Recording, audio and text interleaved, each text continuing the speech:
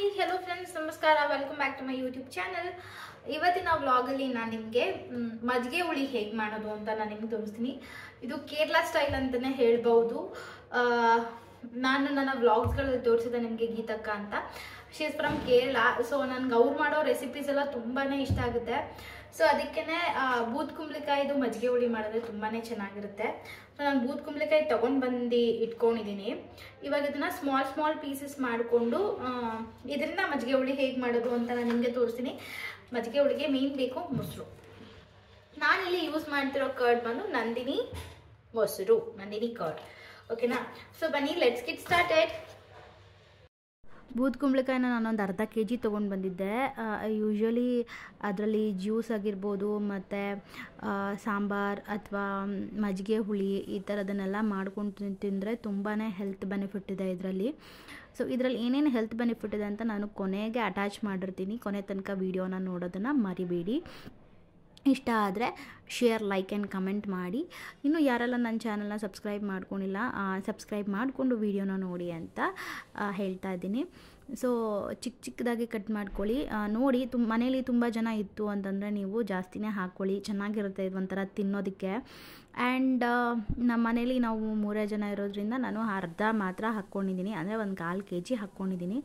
ನನಗೆ ಸೈಡ್ಸ್ ಎಲ್ಲ ಇಷ್ಟ ಆಗುತ್ತೆ. ಇವಾಗ ಅನ್ನ ಸಾಂಬಾರಲ್ಲಿ ಜಾಸ್ತಿ ವೆಜಿಟೇಬಲ್ಸ್ ಹಾಕಿ ಮಾಡೋದು, ಆಮೇಲೆ ಏನು ಪಲ್ಯಗಳು ಜಾಸ್ತಿ ಇದ್ರೆ ನನಗೆ ತುಂಬಾ ಇಷ್ಟ ಆಗುತ್ತೆ. ಸೊ ನನಗೆ ನೆಂಚ್ಕೊಳ್ಳೋದಕ್ಕೆ ಯೂಶ್ವಲಿ ಜಾಸ್ತಿ ಏನಾದರೂ ಇರಬೇಕು, ಒಂದೊಂದು ತುತ್ತಿಗೂ ಏನಾದರೂ ನೆಂಚ್ಕೊಳ್ಳೋಕೆ ಸಿಕ್ಕಿದ್ರೆ ನನಗೆ ಇಷ್ಟ ಆಗುತ್ತೆ. ಸೊ ಹಾಗಾಗಿ ನಾನು ಜಾಸ್ತಿನೇ ವೆಜಿಟೇಬಲ್ಸ್ ಆಗಿರ್ಬೋದು, ಈ ಥರ ಏನೇ ಪಲ್ಯಗಳಾಗಿರ್ಬೋದು ನಾನು ಜಾಸ್ತಿನೇ ಮಾಡ್ತೀನಿ.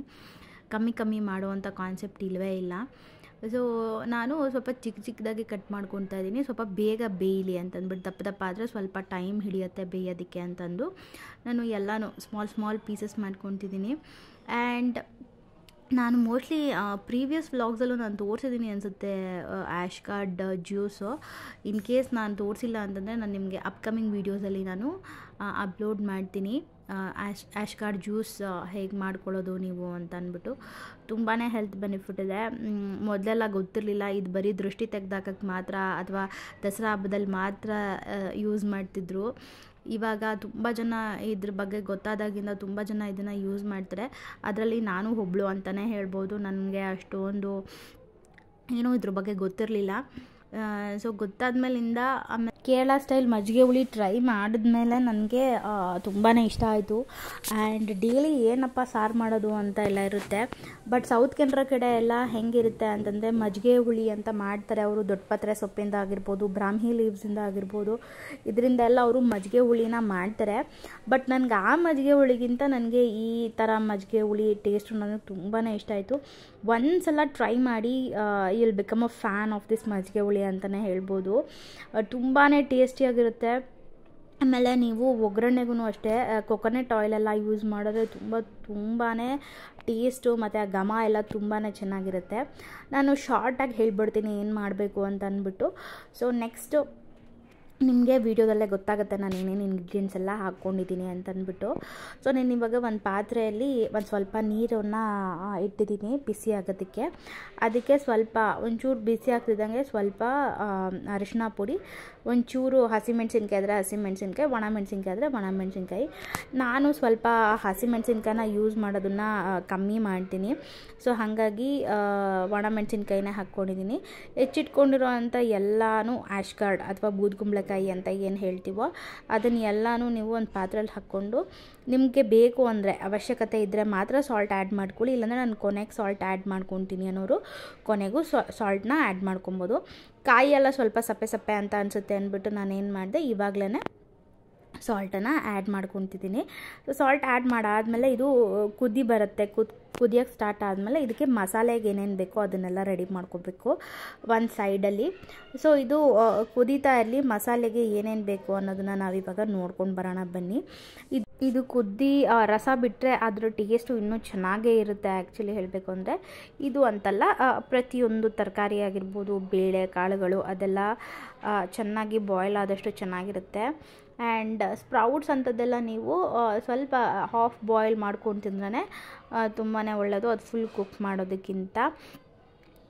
ಇದು ಆಲ್ಮೋಸ್ಟ್ ಕುದೀತಾ ಇದೆ. ಆ್ಯಂಡ್ ಇನ್ನೂ ಒಂದು ಸ್ವಲ್ಪ ಮಸಾಲೆ ಹಾಕಿಬಿಟ್ಟು ಕುದಿಸಿದ್ರೆ ಒಂದು 10 ಮಿನಿಟ್ಸು ಇನ್ನೂ ಚೆನ್ನಾಗಿರುತ್ತೆ ಇದು.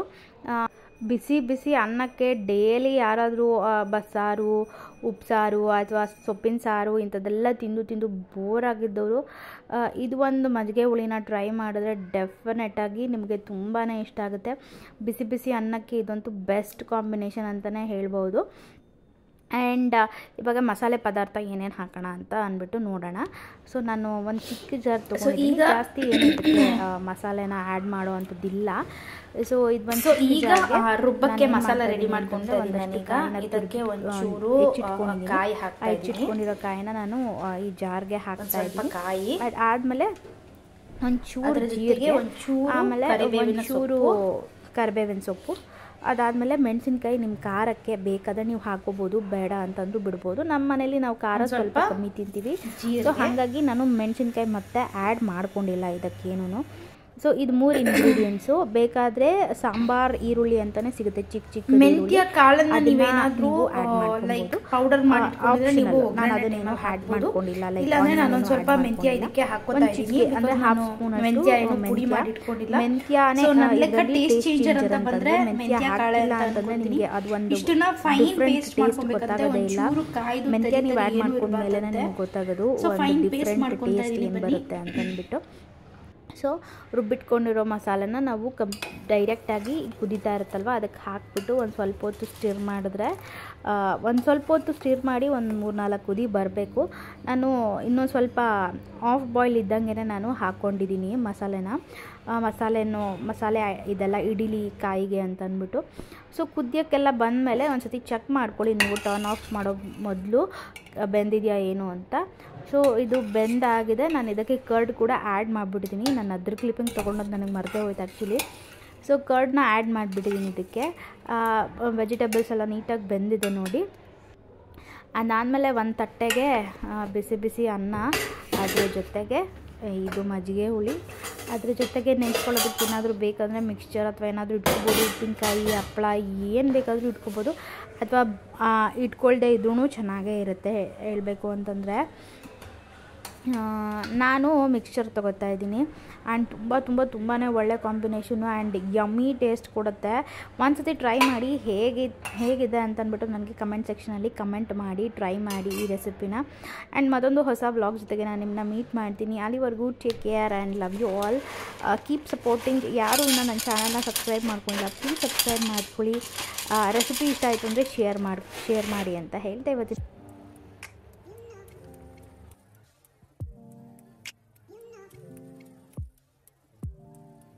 ಸೊ ಬೂದ್ಗುಂಬಳಕಾಯಿ ಅಥವಾ ಆ್ಯಶ್ ಗಾರ್ಡ್ ಅಂತ ನಾವೇನು ಹೇಳ್ತೀವಿ, ಅದರಿಂದ ಒಂದು ಹೆಲ್ತ್ ಬೆನಿಫಿಟ್ ಅಂತಂದರೆ ಫಸ್ಟ್ ಆಫ್ ಆಲ್ ಇದನ್ನು ವೆಯ್ಟ್ ಲಾಸ್ಗೆ ತುಂಬ ಜನ ಟ್ರೈ ಮಾಡ್ತಾರೆ. ಈ ಜ್ಯೂಸನ್ನ, ಬೂದ್ಗುಂಬಳಕಾಯಿ ಜ್ಯೂಸನ್ನ ವೆಯ್ಟ್ ಲಾಸ್ಗೆ ತುಂಬ ಹೆಲ್ಪ್ಫುಲ್ ಅಂತಲೇ ಹೇಳ್ಬೋದು. ಆಮೇಲೆ ಈ ಆ್ಯಶ್ ಗಾರ್ಡ್ ಜ್ಯೂಸ್ ಅಥವಾ ಆ್ಯಶ್ ಗಾರ್ಡ್ನ ಕನ್ಸ್ಯೂಮ್ ಮಾಡೋದ್ರಿಂದ ಕಿಡ್ನಿ ಡಿಟಾಕ್ಸಿಫಿಕೇಷನ್ಗೆ ಕೂಡ ಹೆಲ್ಪ್ ಆಗುತ್ತೆ. ನಿಮ್ಮ ಡೈಜೆಷನ್ ಸಿಸ್ಟಮ್ ಚೆನ್ನಾಗಾಗುತ್ತೆ. ಆ್ಯಂಡ್ ನಿಮ್ಮ ರೆಸ್ಪಿರೇಟರಿ ಸಿಸ್ಟಮ್ ಏನಾದರೂ ವೀಕ್ ಅಂತ ಅನಿಸಿದ್ರೆ ರೆಸ್ಪಿರೇಟರಿ ಸಿಸ್ಟಮ್ನ ಸ್ಟ್ರೆಂಥನ್ ಮಾಡುತ್ತೆ ಇದು. ಆಮೇಲೆ ಆ್ಯಶ್ ಗಾರ್ಡ್ನ ನಾವು ಡೈಲಿ ಕನ್ಸ್ಯೂಮ್ ಮಾಡ್ಬೋದಾ ಅಂತಂದರೆ no, we cannot consume daily, but weekly twice ಅಥವಾ ಥ್ರೈಸ್ ಅಂತೂ ನಾವು ಕನ್ಸ್ಯೂಮ್ ಮಾಡ್ಬೋದು. ಡೈಲಿ ಯಾವುದೂ ಅಷ್ಟೇ ವಿಪರೀತ ತಿಂದರೆ ಅಮೃತನೂ ವಿಷವಾಗುತ್ತೆ. ಅದೇ ಥರನೇ ಓವರಾಲ್ ಆಗಿ ಹೇಳಬೇಕು ಅಂತಂದರೆ ಆ್ಯಶ್ ಗಾರ್ಡಿಂದ ಹೆಲ್ತ್ ಬೆನಿಫಿಟ್ ಅಂತೂ ತುಂಬಾ ಇದೆ. ಬಟ್ ಇದನ್ನು ವೀಕ್ಲಿ ಟ್ವೈಸ್ ಅಥವಾ ಥ್ರೈಸ್ ಕನ್ಸ್ಯೂಮ್ ಮಾಡಬೇಕು ಅಷ್ಟೇ. Daily is not a good option ಅಂತ ಹೇಳ್ತಾ ಇನ್ಫಾರ್ಮೇಷನ್ ಇಷ್ಟ ಆಯಿತು ಅಂದ್ಕೊಳ್ತೀನಿ. ಟೇಕ್ ಕೇರ್, ಬಾಯ್.